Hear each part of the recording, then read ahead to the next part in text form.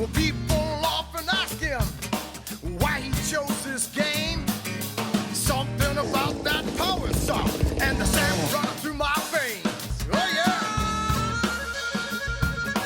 Just Look what happened. It's almost like it wasn't tight. What's that, Brian? I don't think it was tight. So here's No, it was tight. Here's an old logger from way back. Here's another old It's not logger. that old. It's just Ancient. Yeah.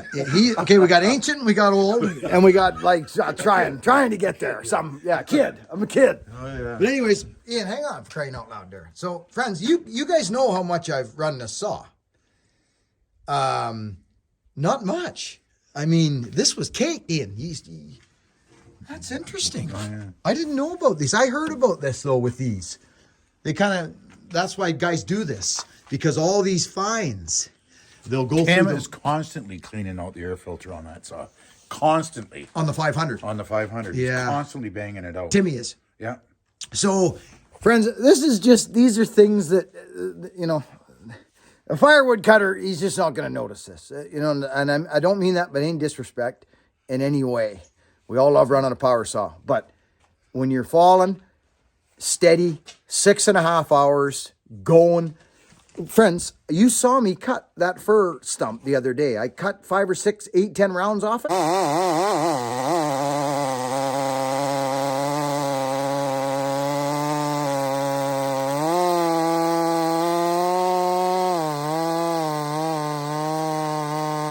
And this thing was caked.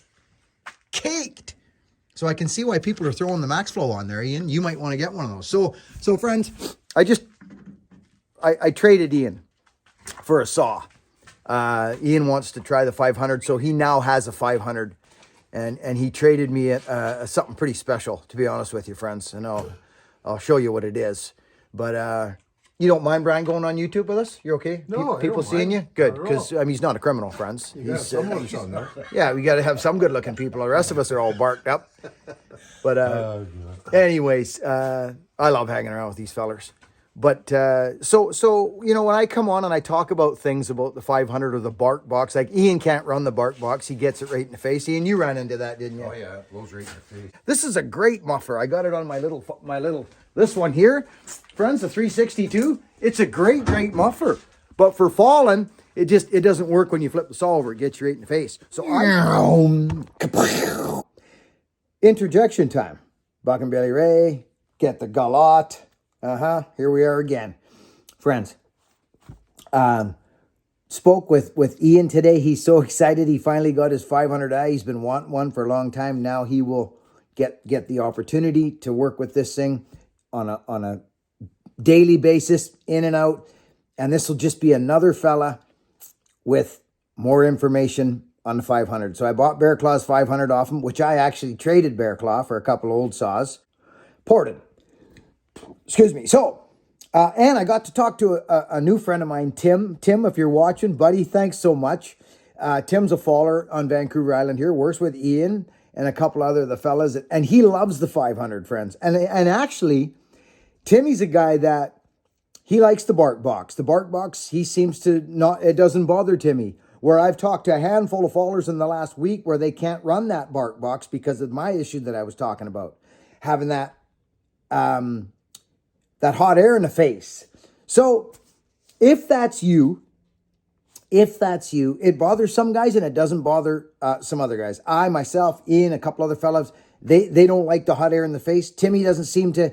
Everybody's different, friends. Everybody cuts a little differently in their body. Some guys lean back a little farther. Some guys are more. It doesn't matter. It's the fact that what works for you. Just remember that, friends, no matter what you hear on the internet, because it's a big place these days, we know this. I'm just here to give information. I get asked a gazillion questions and emails daily, and I like to go to the source and talk to some of the guys that are running these saws. I don't run a still. I'm not a still guy. We all know that. I have my Huskies and have for many, many years. But the 500... when I first ran that saw, friends, you remember my whole journey with the 500s on the channel. That sucker impressed me. I was like, Still, way to go. Like, kudos to Stihl. And I still think that because that's quite a feat, a fuel injected saw. The bark box thing is nothing. You can change that in a heartbeat with a couple little welds. Gordy's probably already fashioning up something. I know, Gordy's a good businessman and a good guy, and I don't know him personally, but we've, through the internet, we see each other, so we may as well know one another. I've used some of Gordy's products. I've got no issues with them at all. I don't run some of his bigger dogs, but I run the bark box on my 362. Works awesome. On my little husky my still that somebody gave me. Love it. I think I showed it in the video there. Anyway, I want to show people who've got the bark box, if you've run into this issue, if you didn't know that this was going to happen and it's happening to you, and you want to get away from it. I worked with a guy who I met at Bunyan. Big burly guy come walking up, had his beautiful dame with him there, and he was kind of arms crossed, looking a little stoic there, looking down at me as we were talking about the baby C. I was doing a demonstration of the baby C, and he was right in there. And he's a sponge right now. I believe he's he has a side business, I believe, with his tree service is what he does. And he's getting in and learning, and he's a sponge right now. So he has the bark box, and he's experienced a little of the hot air in the face. I said, buddy, you're the perfect guy. Justin and I worked together over the phone and on pictures and videos. He showed me something. I said, well, maybe nip that there, nip that. See what, you got to have your saw there, brother, when you're fabricating. You got to have your power head there. Check out this little fabrication that Justin and I worked together. Sizemore Tree Service. Sizemore Tree Service. He's a nice guy. He came to Bunyan and introduced himself to me, and we hung out, and he gave me a little gift, and he's just a nice fella, and he's a sponge right now. He's learning the industry, he's learning cutting, he's learning filing, he's learning it all. And I like to see that in a young man. So, but we fabricated this little fix up for the bark box. If you're experiencing the hot air in the face, this is what I would do to it. And he did a perfect rendition of it. He took what I said and helped him through it, and with his cousin, a master welder, and they had it together within short order, friends. It's an easy fix. So if this helps you, I hope so. Take a look at this here. Over and out, back to the show.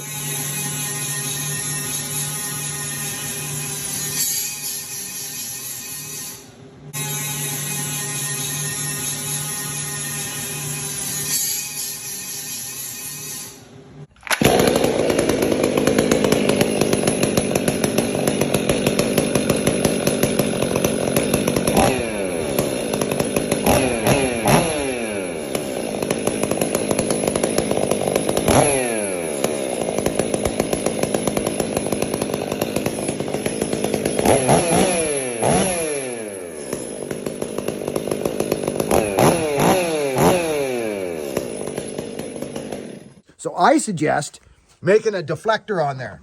But anyways, regardless. So Ian, I'll show you what Ian traded me, friends. You guys. So I like this little saw. I forget who gave me this. I forget your name, but buddy, I want to thank you again. I'm just out in the power saw shop. I mean, look at this. Puts Bucking Special. He's got a bark box on it. See this? This is where the bark box shines. I'll be quite frank. I like the bark box, just not on my fallen saw. I really like that. And they're nice little dogs. Nothing wrong with those at all.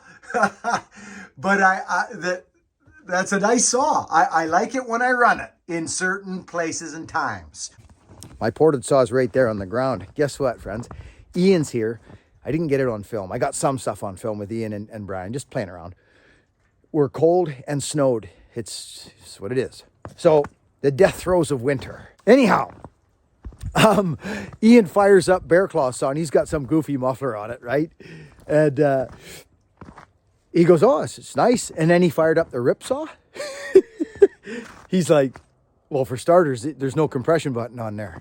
And actually, Ian didn't use the compression button on that 500. And he goes, holy smokes, what a difference on that ripsaw saw. And it is. Side by side, it was like night and day. Boys, again, well done. I know you're known for your 500s, and good for you guys. I love it. So now, friends, I'm about to show you something that I actually can't believe I have it, to be honest. Check this out. This is what I traded my 500 for. Right there.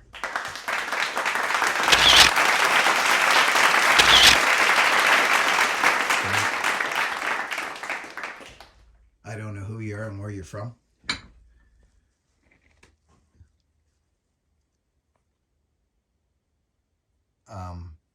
See where they deflect the exhaust? So all you got to do is just look at the old saws if you're designing mufflers or like, why do you think this is here? I'll show you why. Because when you're falling timber, you can't have it blowing in your face. So it's directed away. This is why they do this stuff. Anyway, friends, are you seeing what I'm seeing here?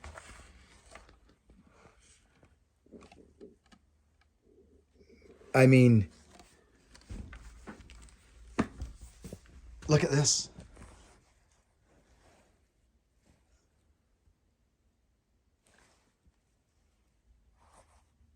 Island Chainsaw, Duncan, BC. Tin Man's freaking out right now.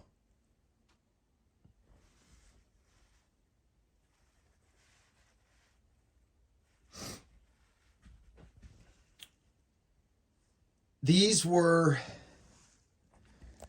well, they were legendary. Let's give it straight goods. Look at that power saw. That just says I'm falling timber in the 80s is what it says.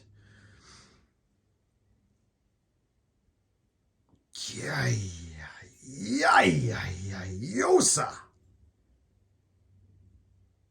I traded that straight across to Mr. Ian Shaw. Yeah, I did. It's never been used.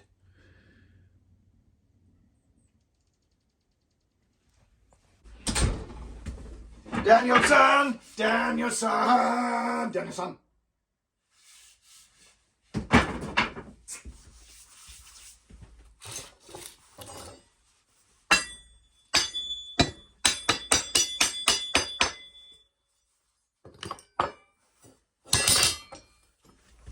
Tin rip saw!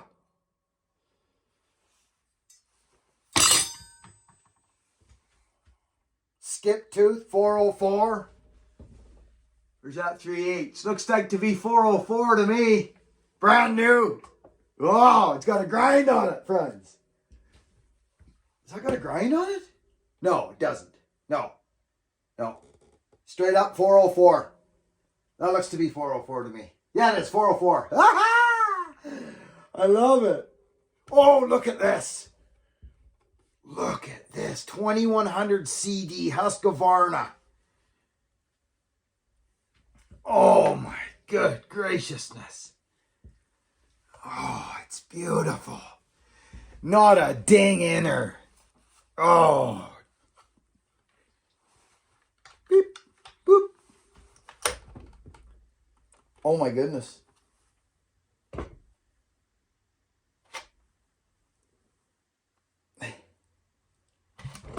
Oh, listen to the jug, friends. Listen. Do that. Foop, foop. Listen.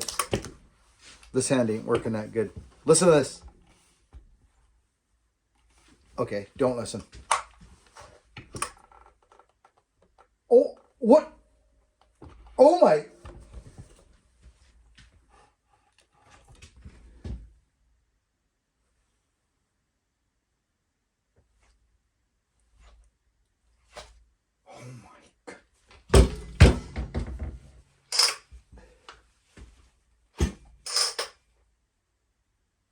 Oh my goodness. Oh, these saws are incredible.